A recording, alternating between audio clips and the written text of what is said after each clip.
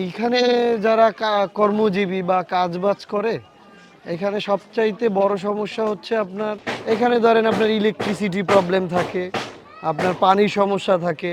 আমাদের এখানে ওয়াসা আছে, তারপরও ব্রড আকারে সবসময় পানির ইটা কিন্তু থাকে না। এই একটা ওয়াসা দিয়ে আমাদের হচ্ছে না, ঘনবসতি বেশি, লোকও বেশি, একটা ওয়াসা দিয়ে হচ্ছে না। আমরা আরও 2-3টা ওয়াসা বাড়ানোর চিন্তা করতাম। স্যানিটারি যে ব্যাপারটা, এটা কিন্তু খুবই একটা ইম্পর্টেন্ট একটা ব্যাপার। এটা হয়তো অনেকে প্রকাশ করতে পারে, আবার অনেকে করতে পারে না।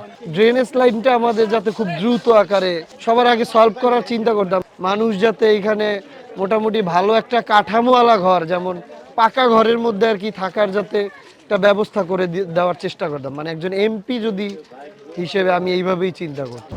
ভোট দিব কিসে ধানের শীষে, ভোট দিবেন কিসে ধানের শীষে, ভরসা আছে কিসে ধানের শীষে।